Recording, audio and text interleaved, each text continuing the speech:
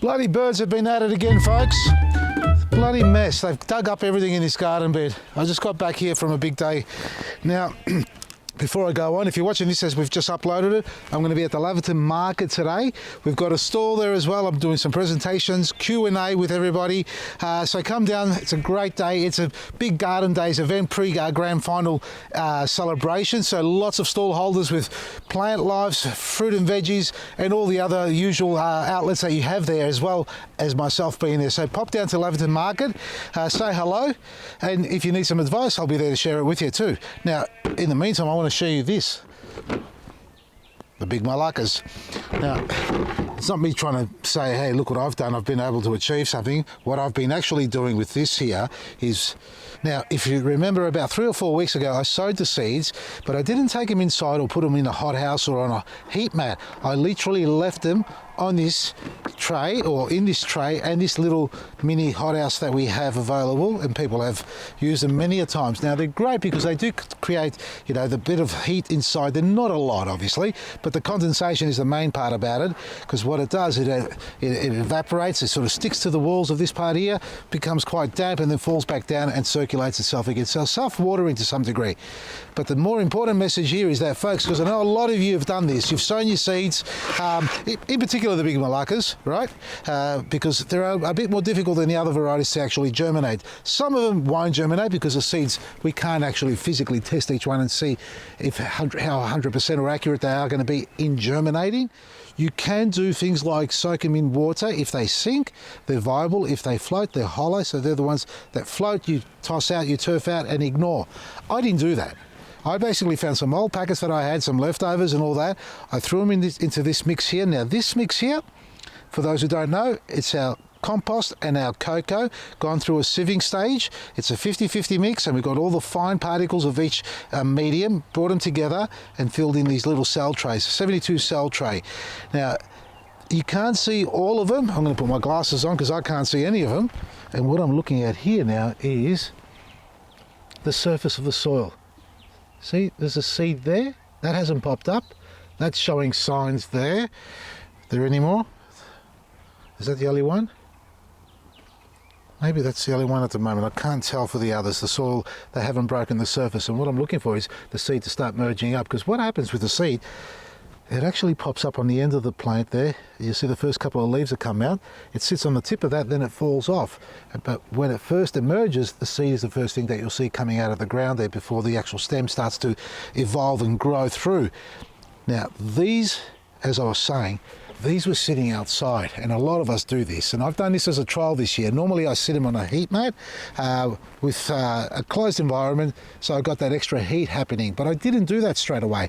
I actually left them outside on the back veranda where they got a little bit of morning sun, about 3 hours of sunlight, about 4 maximum, on and off, but we also got a lot of the wind and brunt of the weather, and the dogs, obviously. None of them germinated. After 3 weeks, I had nothing coming up. I kept it hydrated, not too moist, but just enough. And I thought, okay, well, this is what a lot of people are experiencing. Why aren't they germinating? Simple fact, soil temperature. Seeds, all seeds, in fact, are an amazing thing.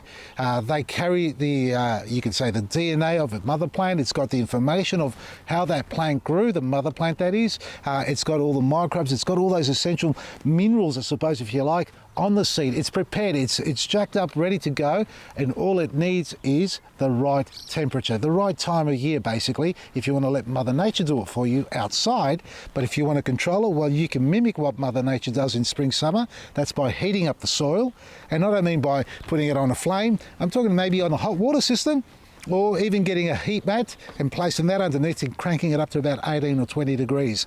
So constant soil temperature, or warm soil temperature, is what's needed to activate and trigger the life on that seed to say, hey guys, time to grow. So I took this inside, I sat it on, basically on the couch, the headrest of the couch facing the morning sun, and the heating in the room was enough to heat up the temperature around the soil. 2 days, they all popped up. This is the 3rd day now. Now, in saying that, I've still got a few here that haven't come up, and some are just starting to emerge. So I dare say within 2 days, I've done a pretty good job considering after 3 weeks of cold weather. It can, over a long time, maybe cause it to rot if you're overwatering the soil and it's constantly damp, you know what I mean by that. But the seed itself is designed, Mother Nature's designed it so that it could last a day, week, a month, a year, 10 years, undisturbed in the soil somewhere, and all of a sudden it'll just trigger and come to life. That's not to say every seed will do that. A lot of them may just rot away for all sorts of reasons, but generally speaking, looking after your seeds, and I'm referring to heirloom varieties, collect your own. You hear me beating it to death? It's all about you guys growing your own, because that'll become a thing of the past if we're not careful. That's the truth of it all. Fast forward, 10, 20 years in the track, we'll be saying, what seeds? You remember the days when we used to put seeds in the ground? Now, whatever you put, nothing grows. Well, don't allow that to happen. And the way you do that is by maintaining your own, produce if you can, or a collection of seeds. Build up your own seed bank. That's what I'm doing. Now, I'm growing here the big Moluccas. Really? No, I'm not kissing you. Oh, she's gorgeous. I'm growing the big Moluccas here, folks, and there's about 72 of them that I'm hoping to germinate to repopulate our seed bank, build up the bank that we have. And I know a lot of you have got them.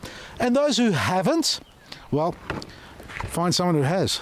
Go on the Facebook group. We've got the Big Mollucca Tomato Competition Facebook group, where you can ask us to join in, and you'll get to meet like-minded people who love to share all things gardening and seeds too sometimes.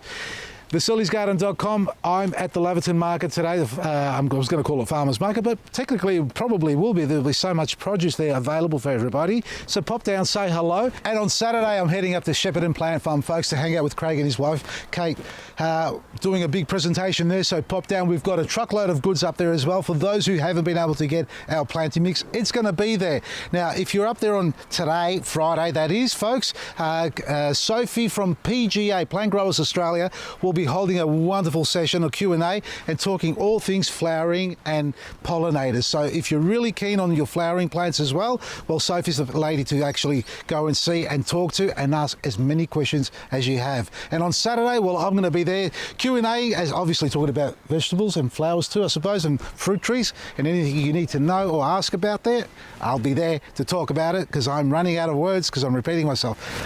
I've got to go to bed.